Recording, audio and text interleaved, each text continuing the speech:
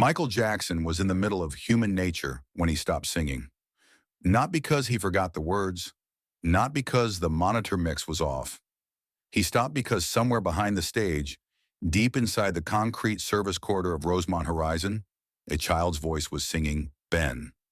It was March 3rd, 1988, Chicago, the Bad World Tour's American leg, and this was soundcheck. The part of the day Michael took seriously in a way that made his crew uncomfortable. Wrong monitor placement, wrong reverb, wrong lighting angle. He noticed all of it. He'd been doing this since he was 6 years old. The band kept playing. His musical director thought Michael had missed his cue, gestured for him to come back in. Michael raised one hand, palm out. Stop. The music died. And in the silence of 20,000 empty seats, everyone in that arena heard it. A boy's voice, somewhere in the corridors, singing the song Michael had recorded at 13, not performing it. Singing it the way you sing something when you think nobody's listening. All the way inside the notes. No distance between himself and the sound. Michael stood at the microphone for a moment without moving. Then he walked toward the side of the stage and stepped down into the dark. Raymond Collins had been on the rigging crew at Rosemont Horizon for 6 years. He was 37, the kind of man built by years of hauling steel cable through catwalks 60 feet in the air. His hands carried a permanent smell of machine oil. His boots were held together at the toe with electrical tape because he hadn't gotten around to replacing them yet and probably wouldn't for another month. He'd brought Charlie to work that morning because the neighbor who usually watched him had called in sick. Ray didn't have a backup plan. That was just the shape of his life. No slack in the rope, no extra room anywhere. Charlie was 8 years old. He had Down syndrome, a round face, and his father's wide shoulders scaled down to a small frame. He moved at his own speed, which was slower than most. And the world around him moved faster than he needed it to. He didn't talk to strangers, not once in 8 years. If someone he didn't know tried to speak to him, he'd drop his eyes to the floor and drift to his father's side without a word. The Horizon crew knew the kid, had learned not to push it. Ray had set Charlie up in the equipment staging area off the main corridor. A blanket on the floor, a thermos of juice, a bag of pretzels, and a stack of paper to draw on. He'd checked on him twice by mid-morning. Charlie was fine. Drawing something with a green marker, hadn't looked up when Ray came in. What Ray didn't know was what happened in the 90 minutes after that second check. The story of how Ben got into the blood goes back 4 years. Charlie was 4 when Ray first noticed it. He had an old cassette player in the kitchen with a broken rewind button you had to fix with a pencil. He'd been playing Michael Jackson's Ben album while making dinner. Charlie had been sitting at the table with a bowl of cereal, and when the song came through the speaker, he stopped moving entirely. Ray turned around. The kid was still, just listening, the cereal forgotten in front of him. When the song ended, Charlie looked up. Ray wound the pencil back and played it again. About 6 months in, the cassette player died on a Tuesday night. Charlie had been expecting the song, and when it didn't come, he got upset in the particular way he got upset. Quiet, shaking, no way to explain what was wrong. Ray didn't have money for a new cassette player that week, so he sat on the edge of Charlie's cot and sang the song himself. His voice was nothing special and he knew it. He went slightly flat and lost the melody in the second verse, but he kept going because Charlie stopped shaking. He sang it every night after that, even after he bought a new player. Charlie would sometimes listen to the tape, but the night wasn't finished until Ray sat on that cot and sang it himself. That was the version Charlie needed. Ray's mother used to say that children know the difference between hearing a song and hearing someone sing it for them. He hadn't understood what she meant until then.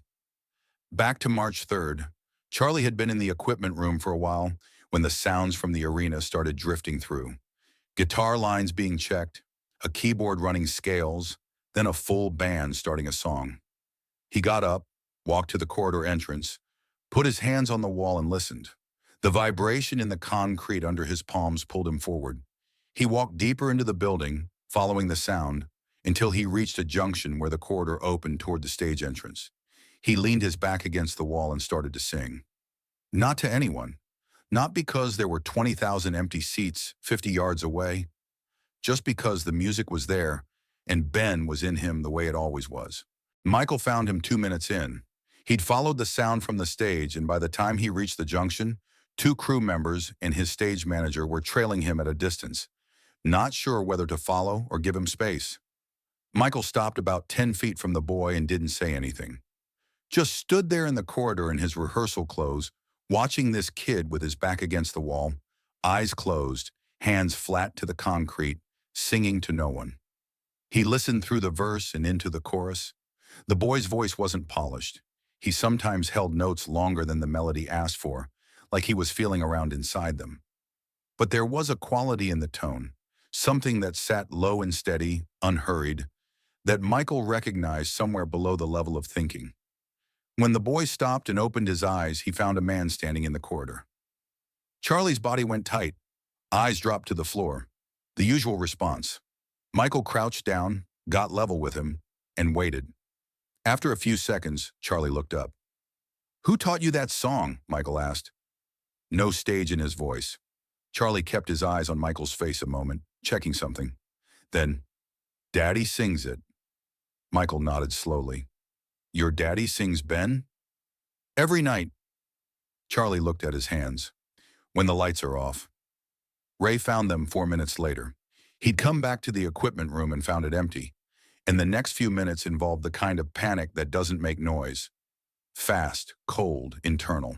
He moved through the corridor systematically, and when he turned the corner and saw his son standing there talking to a stranger, he stopped walking. He'd never seen this. Not once in 8 years. Michael looked up and saw Ray. He stood, walked toward him, held out his hand. Ray shook it without speaking, still processing what he was looking at. "Your son has something in his voice," Michael said. Not a compliment, an observation. "He learned it from you?" Ray looked at Charlie, who had drifted to his side, and was watching Michael with something that wasn't comfort, but wasn't fear either. "I sing him to sleep with it," Ray said. "Have for a few years now." "There's something in how he holds the notes," Michael said. "Like he's got time. Like he's not worried about where the melody's going." He paused. "I had to work to get there. He just does it." Ray put his hand on Charlie's shoulder. "He hears things different." "I know," Michael said. "I can tell." What came next, Ray would spend years trying to describe accurately. Michael asked if Charlie would come to the stage, just to stand on it, if that was okay. Ray looked at Charlie. "You want to see where the music comes from?" Charlie looked at Michael, then at his father, then at Michael again, and nodded. They walked through the corridor and up the ramp, and the arena opened around them. 20,000 empty seats in the dark, the stage lights up, the smell of dust and electrical warmth. Charlie stopped at the edge of the stage and looked out at all those seats without moving. Michael sat down on the stage floor cross-legged. He looked up at Charlie. Charlie sat down next to him, just like that. Right there on the stage floor, next to Michael Jackson, like he'd done it before. They sat for a minute, maybe 2. Ray didn't move, nobody moved. Then Michael started singing Ben, slowly, no performance in it, just the song. Charlie joined in halfway through the first line like it was the most natural thing available to him. The show was that night. Ray expected that to be the end of it, a story he'd tell Charlie when he was older. But Michael's stage manager found Ray during the dinner break and said Michael was asking if Charlie would want to come out during the show. Not perform, just stand there, if he wanted to. Ray asked Charlie. Charlie said yes. That night, with the arena full, Michael stopped the show mid-set list. He walked to the side of the stage and held out his hand, and Charlie walked out from the wing and took it. The crowd went quiet. Not because they were told to, but because they could feel that what was happening wasn't part of any set list. Michael didn't put a microphone in front of Charlie. He sat down on the stage, cross-legged, same as soundcheck, and Charlie sat next to him. Michael started to sing Ben, the slow version, the quiet one. Charlie sang with him. The arena held that quiet for the whole song. Ray stood in the wings behind the monitor stack. He couldn't see the audience from there. He could only see his son's face. Charlie looking out at 20,000 people like he'd always known they were there. When the song finished, Michael took off his right-hand stage glove and held it out. Charlie looked at it, took it, held it in both hands. Then he stood up and walked back toward the wing, toward his father. Ray crouched down to meet him. Charlie held up the glove to show him, like Ray might not have seen. Then he looked at his father's face. "He sounds like you, Daddy," Charlie said. Ray didn't say anything. He pulled Charlie against him and stayed there on the concrete floor while the noise of the arena came in from the other side of the curtain. 4 years of singing in a dark room, after midnight, voice going flat in the second verse, and Charlie had been listening that carefully the whole time. The voice his son had carried into this arena, onto this stage, the one Michael Jackson had followed through a concrete corridor because he'd never heard anything quite like it. That voice wasn't mapped onto Michael Jackson's recording. It was mapped onto his father's. Michael found them a few minutes later backstage. He shook Ray's hand without saying much. He looked at Charlie once more. The way you look at something you want to remember, and then he went back to finish the show. Ray took Charlie home on the train that night. Charlie fell asleep against his arm before they reached their stop, the stage glove still in his hands. Ray looked out the window at the city moving past in the dark and kept coming back to those 5 words. "He sounds like you, Daddy." 4 years of showing up in that small room, singing a song he didn't sing well, with no audience and no reason except that Charlie needed to hear it. And somehow that was the voice that had stayed, not the record, not the man who just sung the same song in front of 20,000 people. His voice, the one that went flat in the second verse, the one nobody had ever called special. Charlie didn't hear the difference between a man singing to a stadium and a man singing to him. He just heard someone who meant it, and apparently that was enough to carry all the way to a stage.